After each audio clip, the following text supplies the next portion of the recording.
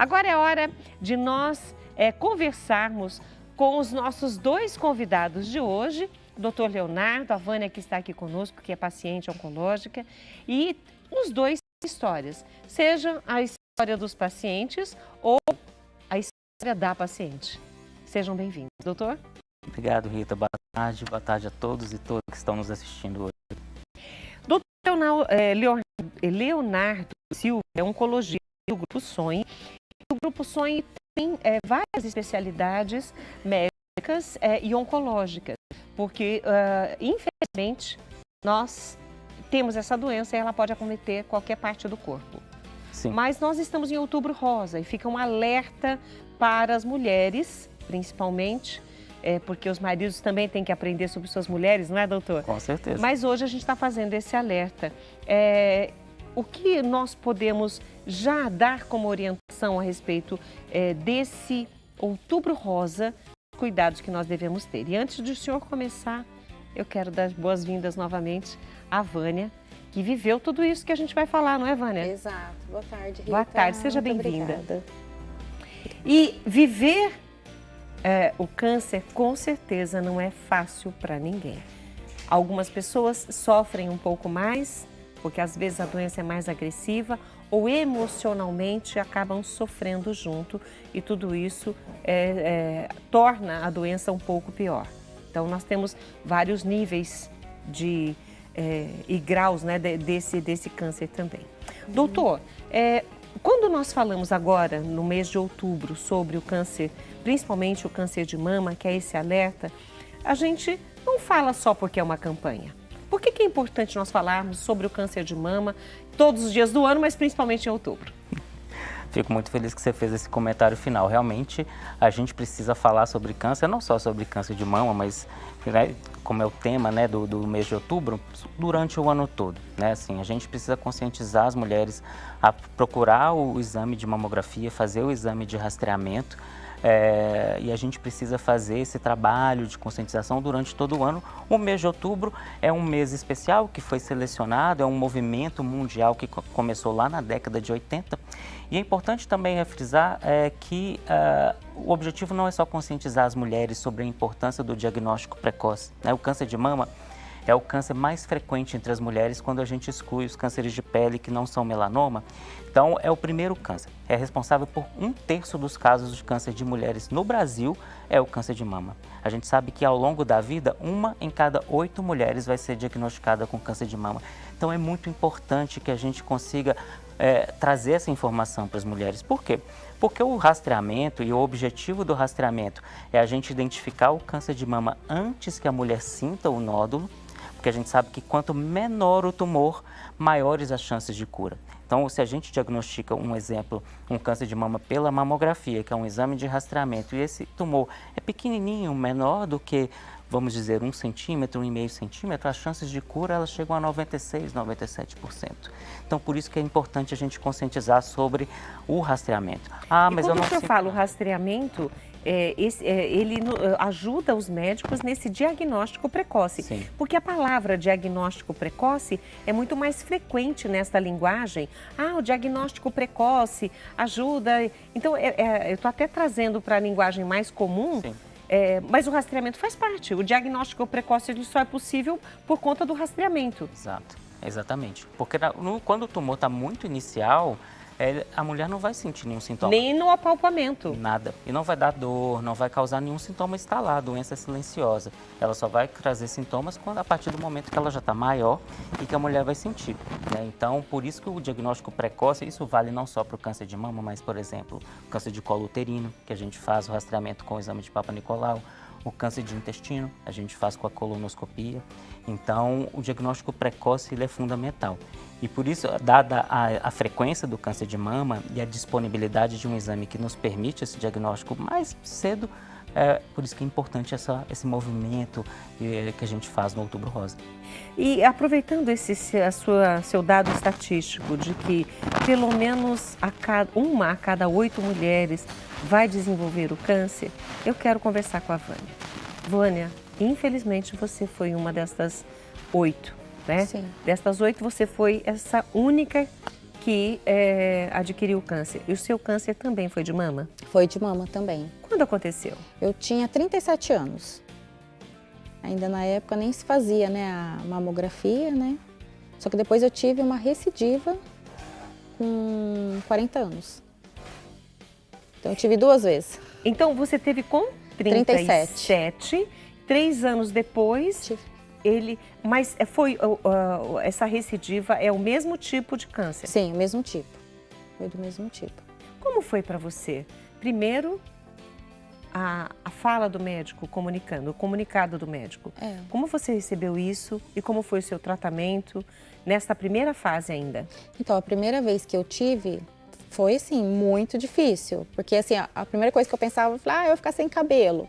A primeira coisa que eu pensava, não era nem assim, na morte, de repente, era mais assim, vou ficar sem cabelo, vou fazer tratamento e tudo, né? Fiz todo o tratamento, fiquei sem cabelo e passou. Aí depois a segunda vez foi super tranquilo. Quando a médica chegou e falou pra mim, Vânia, é um novo câncer de mama que você tá. Então pra mim foi tranquilo porque, como eu já tinha passado uma vez, já sabia como era o tratamento, então assim, eu já estava mais assim, tranquila. Eu falei, se eu passei uma vez, vou passar a segunda e vai ser super tranquilo, vai ser super de boa e Deus vai estar comigo, cuidando de mim, né? Então... Mas assim. mesmo assim, o comunicado sempre é um... Não, é um susto, né? Na época eu lembro que da segunda vez eu falava assim, será que é? Não é? Aí quando chegou a biópsia para a médica e nós duas sentamos juntas, aí ela falou, Vânia, E eu lembro que nós duas, a gente de mãos dadas, choramos. Porque a gente não acreditava que depois de 3 anos ia voltar, né? Então, assim, foi difícil, mas a gente está junto aqui. Então, estou acompanhando com ela, já tem mais de 8 anos que a gente está juntas. Agora, doutor, existe um período em que essa paciente oncológica vai passando por todos os exames, não só os exames de rotina, aquilo que deve ser feito como prevenção, mas também há uma outra avaliação desta paciente que já teve o câncer. Sim. E quanto tempo dura essa avaliação dessa paciente? Depende um pouco do tipo do câncer, né? Câncer de mama não é uma doença única. Existem diversos tipos de câncer de mama, né? Então, alguns tipos são mais agressivos, alguns desses subtipos mais agressivos, eles tendem, quando apresentam recidivas, recidivar mais precocemente, nos primeiros 2 a 3 anos. E aí, quando a gente passa do 5º ano, a chance de uma recidiva cai bastante. Mas existem outros subtipos que são mais indolentes, que a gente fala de crescimento mais lento, que às vezes recidivas podem acontecer até 10, 15 anos depois. Uma coisa que a gente tem que lembrar, né, até como a própria Vânia colocou, é que às vezes as pacientes que já tiveram um câncer de mama, elas têm risco de ter outro câncer de mama. Não necessariamente na mesma mama, mas na outra. Então, às vezes não é bem uma recidiva, mas é um outro tumor. E aí, o segmento dessas pacientes, ele é feito de forma mais intensiva, com consultas e com exames nos primeiros 2 a 3 anos, a depender do tipo de tumor, e até os 5 anos. A partir do 5º ano, a gente continua um acompanhamento. Essa paciente precisa manter um acompanhamento, né, provavelmente para o resto da vida, não necessariamente com um oncologista, mas, por exemplo, anualmente passar numa consulta. E é importante a gente educar as mulheres, essas pacientes, a identificarem qualquer alteração, eventualmente, que elas possam perceber, não só nas mamas ou algum sintoma, né, que possa sair um pouco da rotina, para que ela procure um atendimento, uma avaliação o mais precoce possível. No caso, por exemplo, toda mulher passa anualmente, ou deveria passar anualmente, pelo seu ginecologista.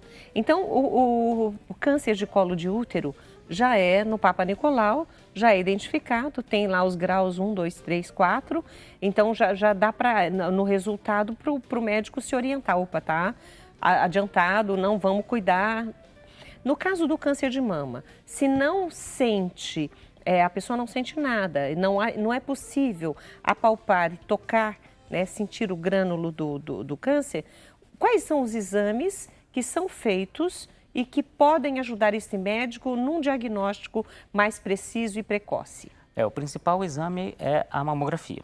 A recomendação é que a mamografia seja feita anualmente a partir dos 40 anos. A princípio até os 69 anos, mas hoje, com o prolongamento da expectativa de vida das mulheres e as mulheres chegando nessa idade com uma qualidade de vida melhor, com um perfil de adoecimento menor e com uma expectativa maior de vida, isso pode ser discutido eventualmente em cada caso. Então, na mulher com um risco normal, ou seja, que ela não tenha um risco familiar muito aumentado por alguma predisposição genética, a gente recomenda começar o rastreamento a partir dos 40 anos com mamografia anual. Nessa visita com o ginecologista que ela vai fazer, ele vai fazer o exame ginecológico, examinar as mamas, né? E vai fazer a mamografia. É até importante a gente frisar a questão do autoexame, né? Que é a própria mulher palpar as mamas. O autoexame é um exame que ele não tem um papel de rastreamento, porque eu não quero diagnosticar esse tumor com a palpação, eu quero diagnosticar antes que ele seja palpável. Mas é importante que as mulheres façam o exame para elas conhecerem o próprio corpo e saberem que qualquer alteração que ela perceba, opa, isso aqui não estava aqui. Eu preciso procurar o atendimento médico, eu preciso procurar alguém que me ajude, porque às vezes o tumor ele pode aparecer no intervalo entre duas mamografias, porque eu fiz um ano, 12 meses depois eu faço a outra. Às vezes alguns tumores aparecem no intervalo, então é importante que esteja atento ao próprio corpo. Quando a mulher faz anualmente, isso não quer dizer que ela não vai... ela está isenta por estar fazendo anualmente os exames, seguindo todas as regras, ela não está isenta de não ter o câncer. Exato. É como o senhor mesmo disse, entre uma mamografia e outra pode acontecer de ter o câncer. Então, fazer anualmente não é tema de campanha, é realidade, a mulher deve fazer. E o senhor falou a partir dos 40 anos.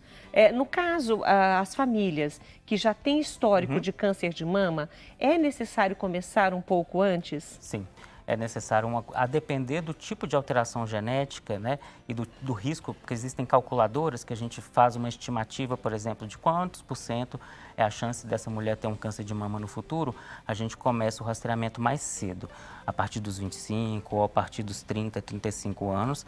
E aí, nesses casos, eventualmente, a gente vai lançar mão de outro tipo de exame, que é a ressonância de mamas. Porque na mama muito jovem, ela é muito glandular, tem muito mais glândula do que gordura. E aí, a mamografia ela tem uma sensibilidade menor, né? Uma capacidade menor de identificar. E aí, nesses casos, a ressonância ajuda bastante. Mas o assunto é sério e importante, eu quero a sua companhia no próximo bloco, porque a gente vai saber um pouquinho mais da história da Vânia, e é justamente esse entorno de quem vive o câncer, esses relacionamentos, sejam familiares, de amizades ou mesmo dentro do círculo médico, o que pode acontecer com essa paciente? Intervalo, um copo d'água e a gente volta já. Ninguém quer ficar doente, ninguém quer. A doença, ela chega silenciosa, principalmente o câncer. Chega de maneira silenciosa e vai se acomodando e vai buscando mais espaços, se você permitir. Quando você faz o exame, segundo as orientações do Dr. Leonardo, e a gente já sabe dessas campanhas esclarecedoras, principalmente Outubro Rosa, se você, quando ele chega silencioso, quietinho, você já identifica, opa, tirou, as chances de ter essa doença ficam muito mais raras, né? Então, o que a gente está falando aqui é super importante. Então, não deixe ele tomar conta, não deixe ele crescer. Faça seu exame de mamografia e todos os exames indicados pelo médico para que você fique longe dessa doença. Mas sim, às vezes, mesmo você fazendo tudo isso, pode acontecer, que foi o caso da Vânia, nossa paciente que está aqui hoje, aos 36 anos, teve o primeiro câncer, fez o tratamento, teve todo o apoio da família, mas o câncer voltou. 3 anos depois, esse câncer voltou. Eu gostaria que você falasse um pouquinho, entre o primeiro e o segundo, quais foram as mudanças no seu entorno? Família, amigos, o que mudou de um para outro? Na primeira vez eu tive todo o apoio, né, da família, do marido, do filho, né? Todo o apoio, me ajudava com tudo, porque como eu fiz uma cirurgia, né, grande na época, a primeira vez, então eu tive todo o suporte. Fazia os curativos, tudo em casa, né? E depois, no segundo, é que foi que já falei, nossa, voltou de novo, né? E foi toda aquela parte mais complicadinha, né, para cuidar, né? Foi difícil. Como que as pessoas recebiam que o câncer havia voltado? Ninguém acreditava. Eu falei, nossa, mas voltou, né? Até meu próprio marido, na época, né? Ele falava, nossa, mas faz tão pouco tempo que você teve, né? E voltou de novo, né? E daí a segunda vez eu lembro que eu ia várias vezes, né? Em consulta, quando eu peguei a biópsia. Minha mãe me acompanhava muito, né? Nos exames e na minha rotina, né?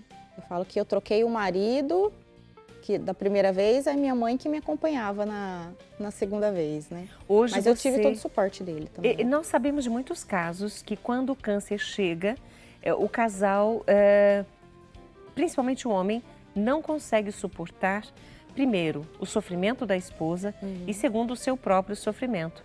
Existe uma parte forte psicológica aí que acaba interferindo. E vale a pena a gente ressaltar aqui que quando eu sou coordenadora da Pastoral do Matrimônio, então já falei isso várias vezes aqui, e a gente orienta os casais. Quando eles falam sobre o que vocês querem conversar, eles falam de ciúmes, de celular, eles falam de divisão de tarefas, divisão de contas, eles falam de tudo. Nenhum deles cita doença, porque ninguém acredita que um dia vai ter uma doença. Então, quando eles prometem, os noivos, homem e mulher, se prometendo diante do altar, diante do sacerdote, te prometo ser fiel na saúde e na doença, amando-te e respeitando-te todos os dias da minha vida, eles não imaginam que a doença vai chegar. E quando chega, nem todos estão preparados para ela. Nenhum de nós está, né? Então, não estamos aqui fazendo julgamento nenhum, mas a Vânia viveu isso, porque o primeiro câncer você recebeu o apoio, já no segundo foi um pouco mais difícil. E você acabou se divorciando. Sim, me divorciei.